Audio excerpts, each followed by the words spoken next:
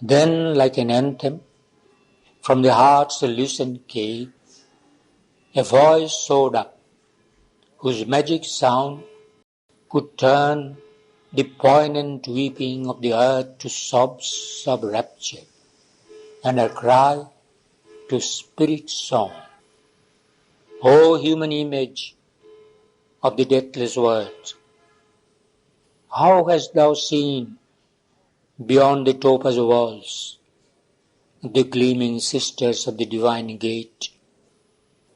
Summon the genii of their wakeful sleep, and under revelation's arches forced the carved thought-shrouded doors to swing apart, unlock the avenues of spiritual sight, and taught the entries of a heavenlier state to thy rapt soul that bore the golden key. In thee, the secret sight man's blindness missed has opened its view past time, my chariot course, and death my tunnel, which I drive through life to reach my unseen distances of bliss. I am the harsh search of the jealous gods, pursuing my wisdom's vast mysterious world, seized in the thousand meeting ways of heaven. I am the beauty of the unveiled ray, drawing through the deep roads of the infinite night, the unconquerable pilgrim soul of earth, beneath the flaring torches of the stars. I am the inviolable ecstasy. They who have looked on me shall grieve no more.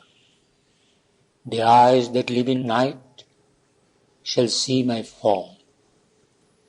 On the pale shores of conscious foaming straits that flow beneath a grey tormented sky, two powers from one original ecstasy born, pace near, but parted in the life of man.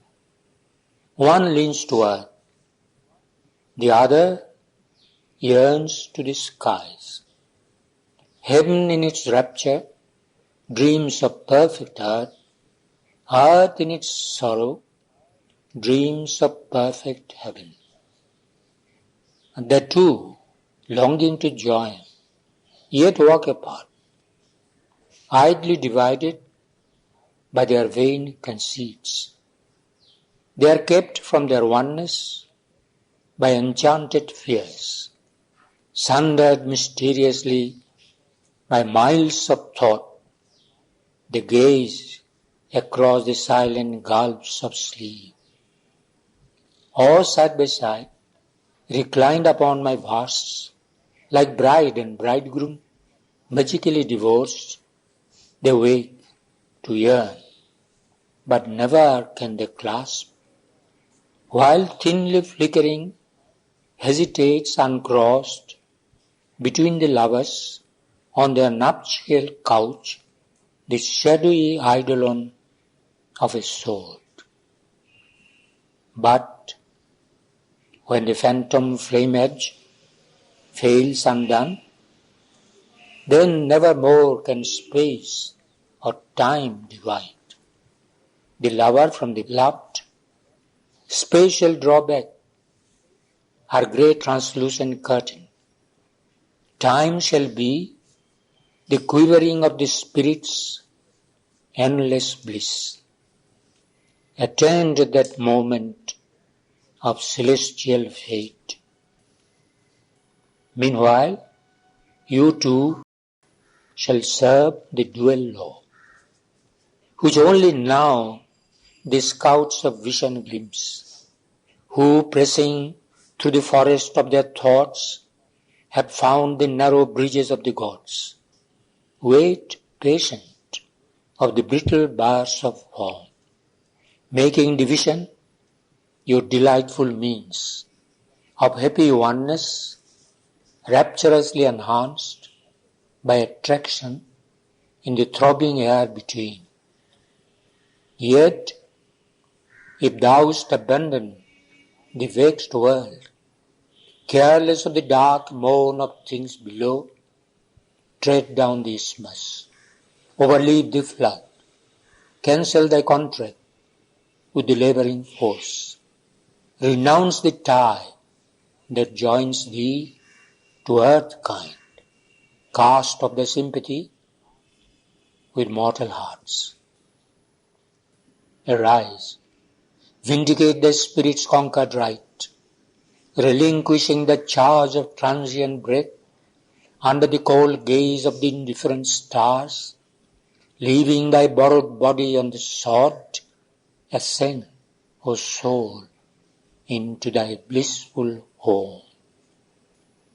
Here in the playground of the eternal child, or in domains devise immortal straight, roam with thy comrade splendor under skies spiritual, lit by an unsetting sun.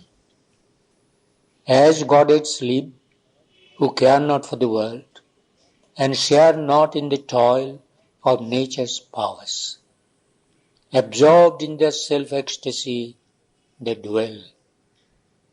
Cast off the ambiguous myth of earth's desire. O immortal, to felicity arise. On Savitri listening in a tranquil heart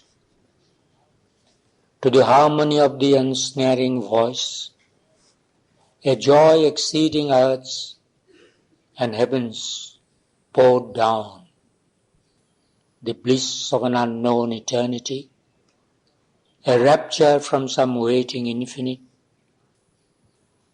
A smile came rippling out in her wide eyes, its confident felicity's messenger, as if the first beam of the morning sun rippled along two vacant lotus pools.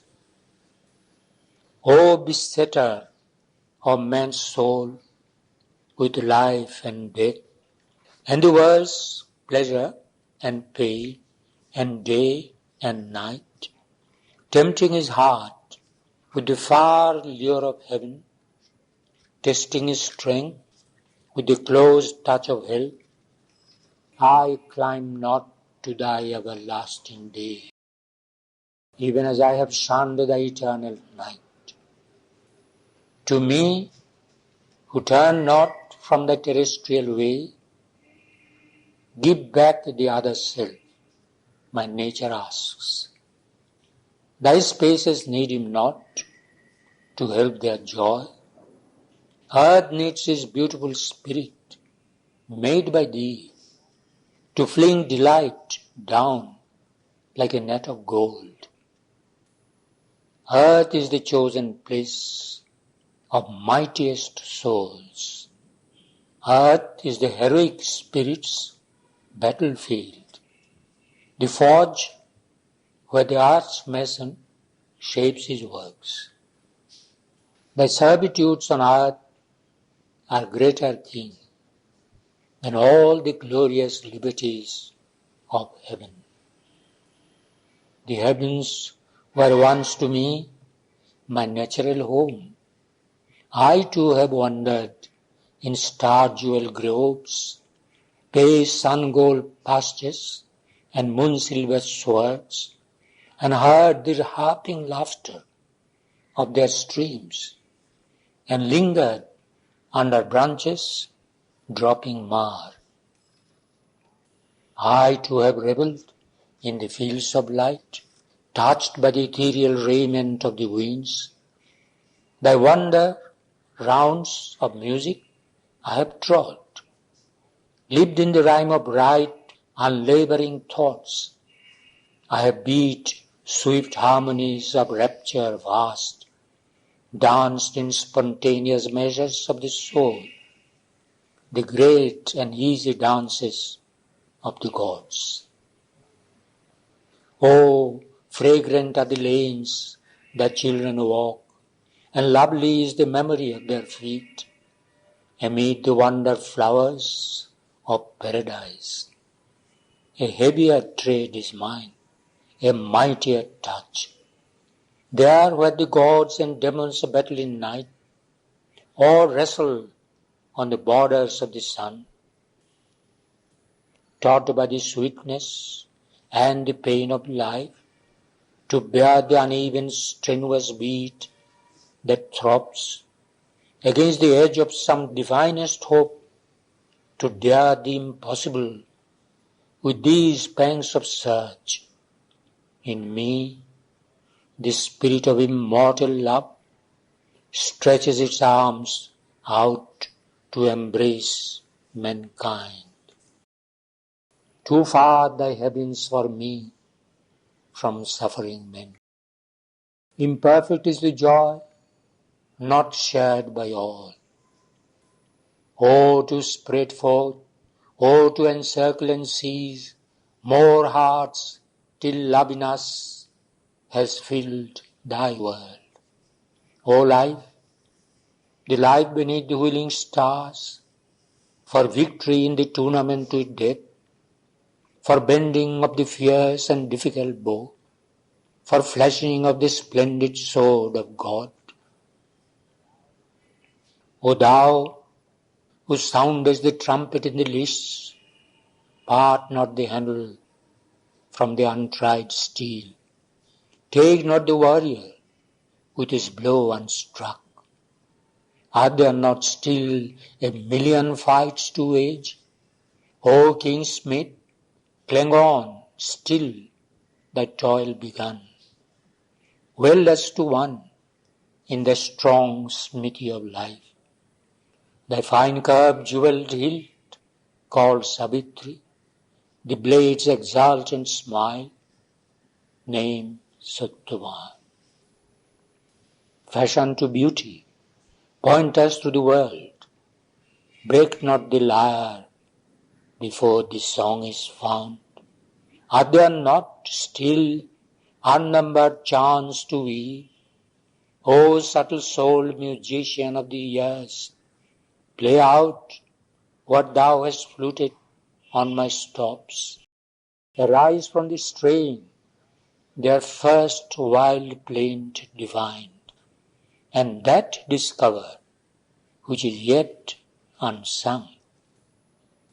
I know that I can lift man's soul to God. I know that you can bring the immortal down. Our will labors permitted by thy will, and without thee an empty roar of storm, a senseless whirlwind is the Titan's force, and without thee a snare, the strength of gods. Let not the inconstant gulf swallow man's race, that through earth's ignorance struggles towards the light. O Thunderer, with the lightnings of the soul, give not to darkness and to death thy son. Achieve thy wisdom's hidden firm decree, and the mandate of thy secret worldwide love. Our words failed, lost in thought's immensities, which seized them at the limits of their cry, and hid their meanings in the distances that stir to more than ever speech as one. From the unthinkable, an end of all our thought, and the ineffable, from whom all words come. Then with a smile august as noonday heavens, the godhead of the vision wonderful. How shall earth nature and man's nature rise to the celestial levels, yet earth abide? Heaven and earth towards each other gaze, across a gulf that few can cross, none touch, arriving through a vague ethereal mist, out of which all things form that move in space, the shore that all can see but never reach. Heaven's light visits sometimes the mind of earth. Its thoughts burn in a sky like lonely stars. In our heart they are moved, celestial seekings soft and beautiful like fluttering wings of birds. Visions of joy that she can never win traverse the fading mirror of her dreams. Faint seeds of light and bliss bear sorrowful flowers. Faint harmonies caught from a half-heard song fall swooning mid the wandering voices jar. Foam from the tossing luminous seas where dwells the beautiful and far delight of God's raptures unknown. A miracle happiness thrill her and pass, half-shaped to mind and sense. Above her little finite steps she feels, careless of knot or pause, worlds which weave out a strange perfection beyond law and rule, a universe of self-found felicity, an inexpressible rhythm of timeless beats, the many-movemented heartbeats of the One, magic of the boundless harmonies of self, order of the freedom of the infinite, the wonder plastics of the absolute. There is the all-truth, and there the timeless bliss. But hers are fragments of a star-lost gleam. Hers are but careless visits of the gods. They are a light that fails, a word soon hushed, and nothing they mean can stay for long on earth. There are high glimpses, not the lasting sight. A few can climb to an unperishing sun, or live on the edges of the mystic moon, and channel to earth mind the wizard ray. The heroes and the demigods are few, to whom the close immortal voices speak, and to their acts the heavenly clan are near. Few are the silences in which truth is heard, unveiling the timeless utterance in her deeps. Few are the splendid moments of the seers. Heaven's call is rare, rarer the heart that heeds. The doors of light are sealed to common mind, and earth's needs nail to earth the human mass. Only in an uplifting hour of stress men answer to the touch of greater things. Or raised by some strong hand to breathe heaven air, they slide back to the mud from which they climb. In the mud of which they are made, whose law they know, they joy in safe return to a friendly base.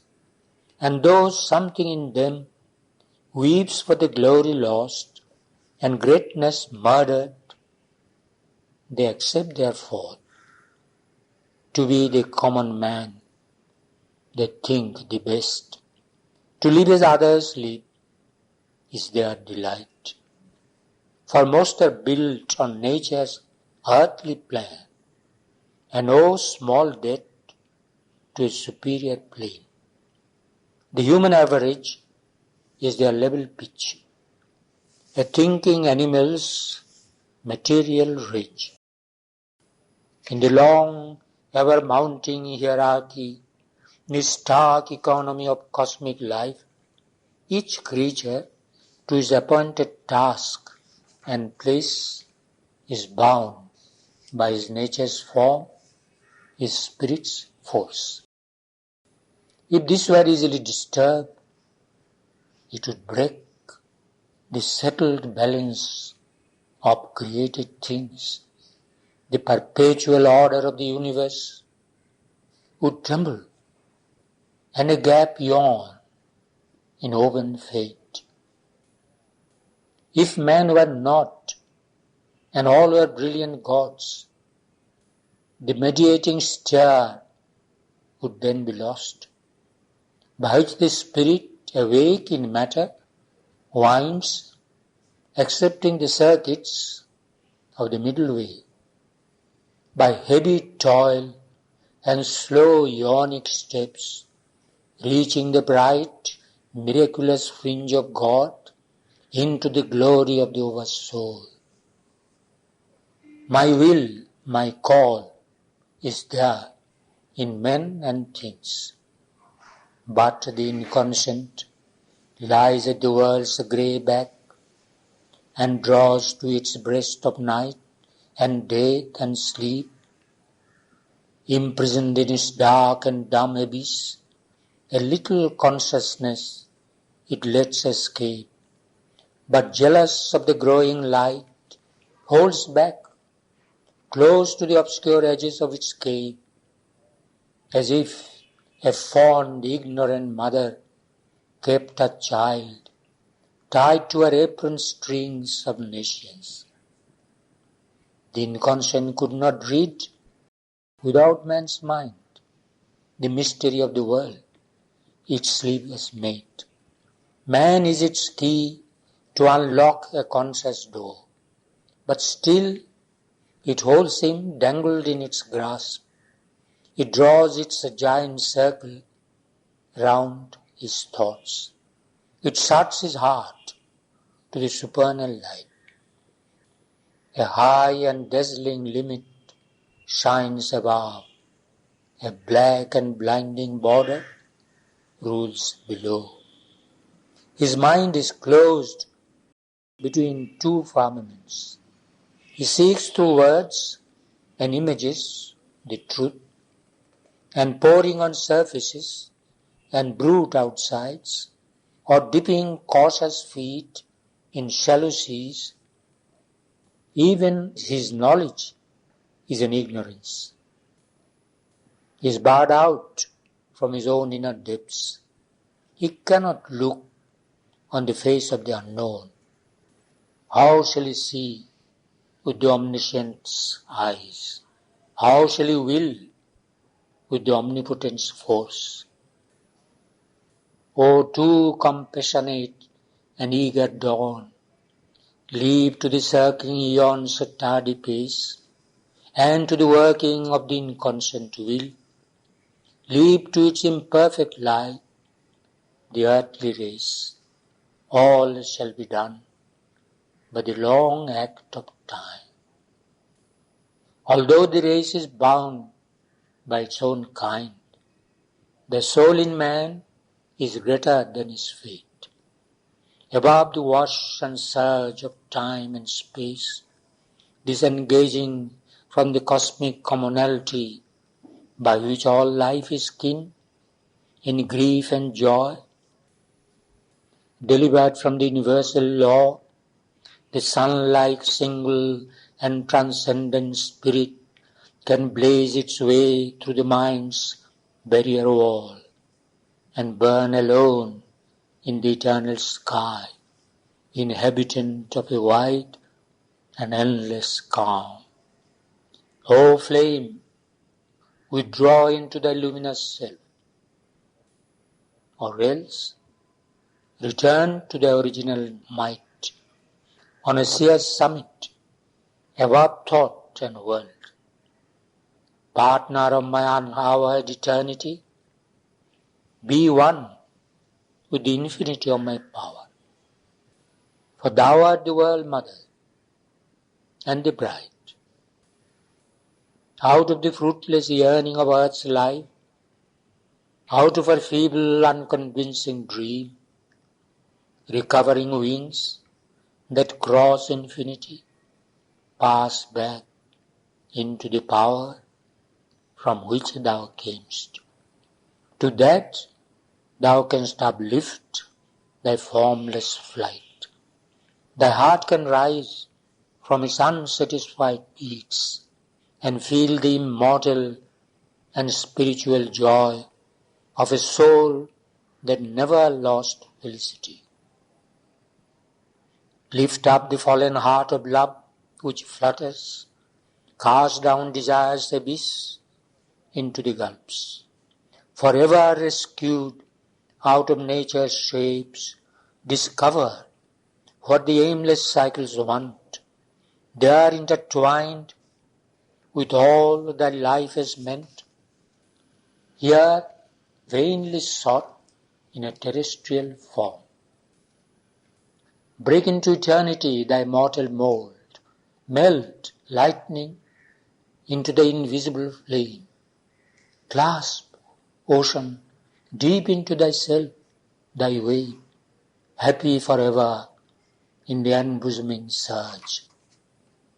Grow one with the still passion of the depths, then shalt thou know the lover and the loved, leaving the limits dividing him and thee.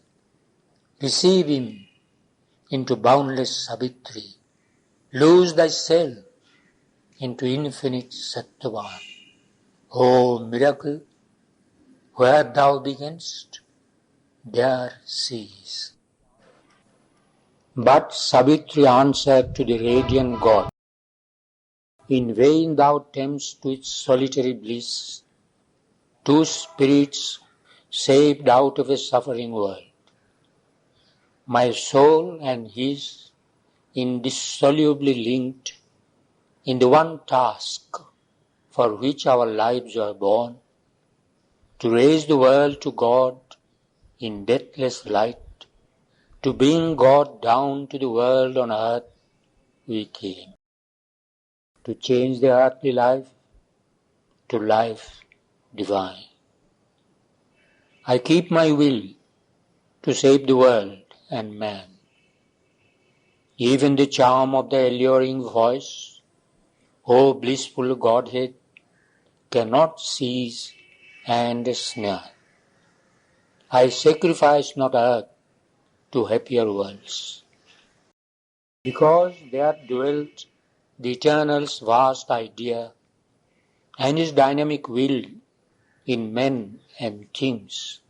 So only could the enormous scene begin. Whence came this profitless wilderness of stars, this mighty barren wheeling of the suns?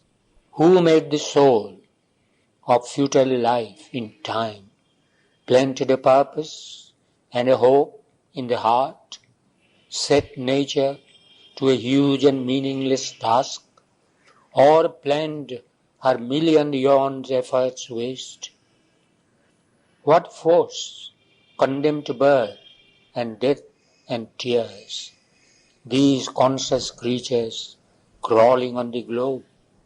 If earth can look up to the light of heaven and hear an answer to her lonely cry, not vain their meeting, nor heaven's touch a snare. If thou and I are true, the world is true.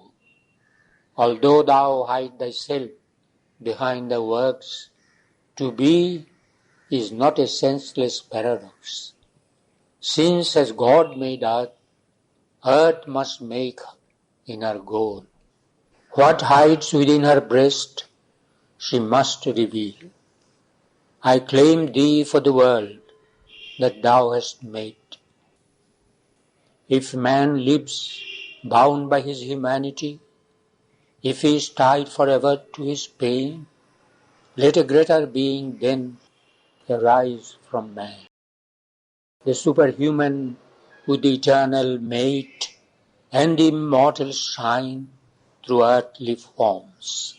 Else were creation vain, and this great world a nothing that in time's moments seems to be. But I have seen through the insentient mask I felt a secret spirit stir in things, carrying the body of the growing God. It looks through veiling forms at veilless truth. It pushes back the curtain of the gods. It climbs towards its own eternity. But the God answered to the woman's heart, O living power of the incarnate God, all that the Spirit has dreamed, thou canst create. Thou art the force by which I made the worlds. Thou art my vision and my will and voice. But knowledge too is thine. The world plan thou knowest, and the tardy process of the pace of time. In the impetuous drive of thy heart of flame, in thy passion to deliver man and earth, indignant at the impediments of time, and the slow evolution's sluggard steps, lead not the spirit in an ignorant world to dare too soon the adventure of the light. Pushing the bound and slumbering God in man, awakened mid the ineffable silences into endless vistas of the unknown and unseen, across the last confines of the limiting mind and the superconscious perilous border line into the danger of the infinite. But if thou wilt not wait for time and God, do then thy work, and force thy will on fate. As I have taken from thee my load of night, and taken from thee my twilight's doubts and dreams, so now I take my light of utter day. These are my symbol kingdoms, but not here can the great choice be made that fixes fate, or uttered the sanction of the voice supreme. Arise upon a ladder of greater worlds to the infinity where no world can be, but not in the wide air where a greater life uplifts its mystery and its miracle, and not on the luminous peaks of summit mind, or in the hold where subtle matter spirit hides in its light of shimmering secrecies, can there be heard the Eternal's firm command that joins the head of destiny to its base.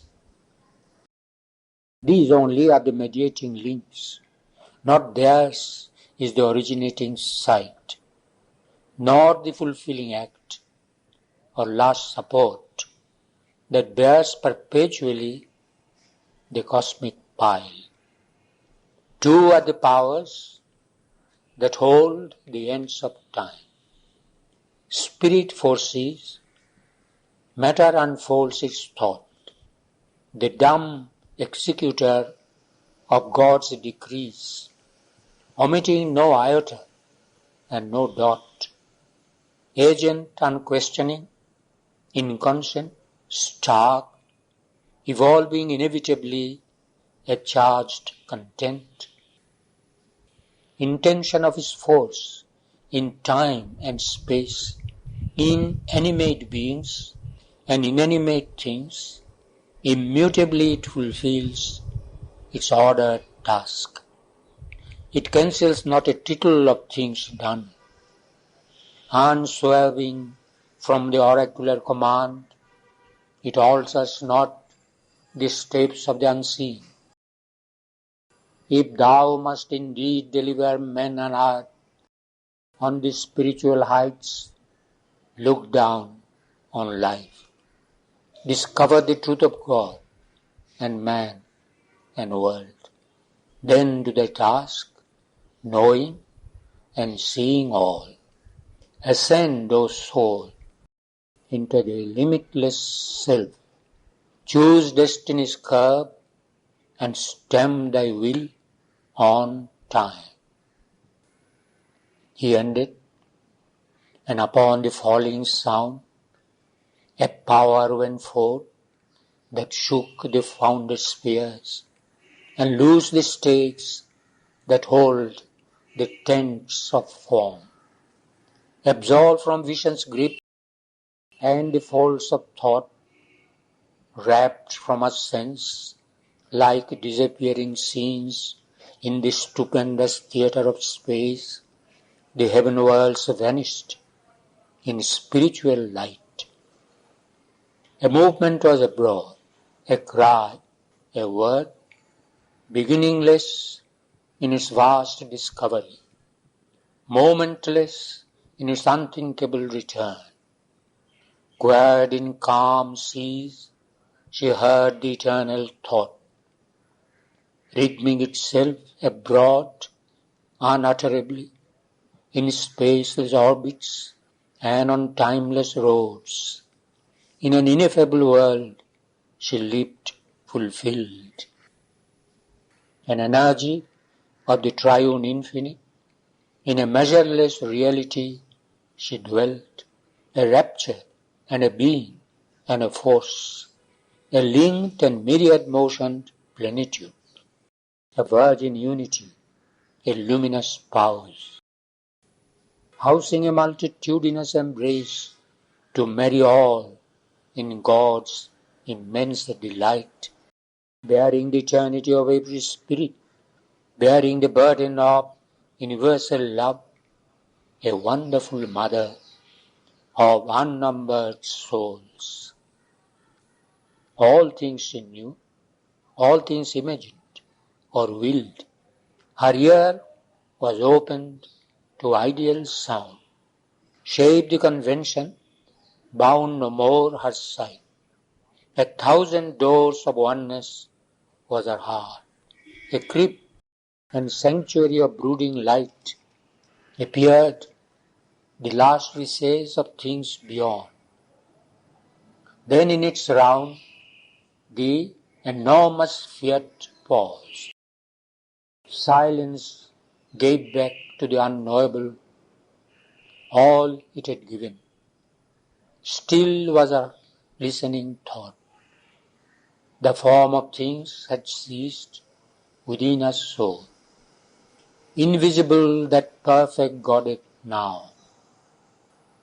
Around her some tremendous spirit lit, mysterious flame around a melting pearl, and in the phantom of absolute space there was a voice, unheard by ears, that cried, "Choose, Spirit, thy supreme choice, not given again. For now from my highest being looks at thee, the nameless, formless peace, where all things rest.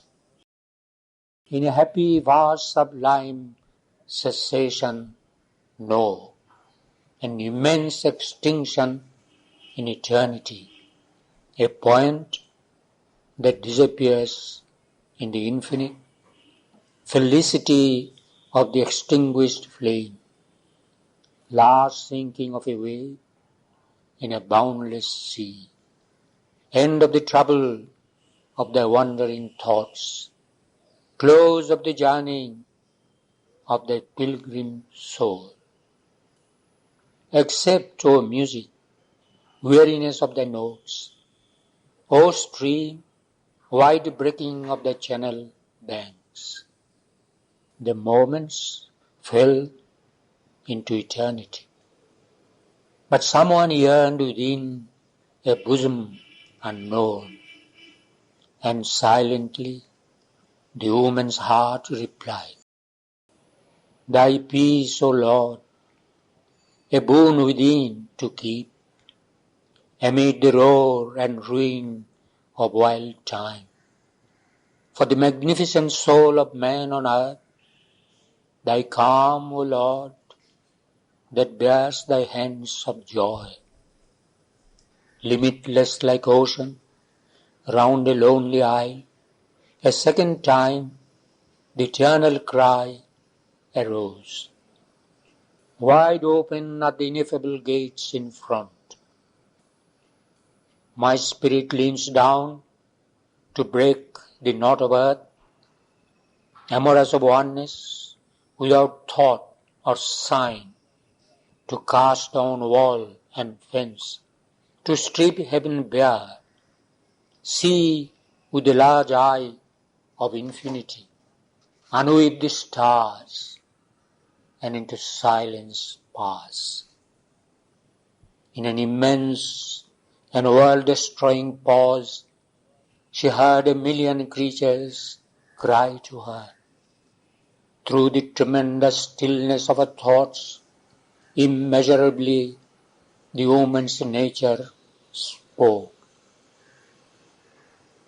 Thy oneness, Lord, in many approaching hearts, my sweet infinity of thy numberless souls. Mightily retreating like a sea in ebb, a third time swelled the great admonishing call. I spread abroad the refuge of my wings. Out of its incommunicable deeps, my power looks forth of mightiest splendor, stilled into its majesty of sleep, withdrawn above the dreadful whirlings of the world. A sob of dreams was answered to the voice, and passionately the woman's heart replied, Thy energy, Lord, to seize on woman and man, to take all things and creatures in their grief, and gather them into a mother's arms. Solemn and distant, like a seraph's lyre, a last great time, the warning sound was heard. I opened the wide eye of solitude to uncover the voiceless rapture of my bliss, where in a pure and exquisite hush it lies, motionless in its slumber of ecstasy, resting from the sweet madness of the dance, out of whose beat the throb of hearts was born. Breaking this silence with a peal and cry, a hymn of adoration, tireless climbed, a music beat of winged uniting souls.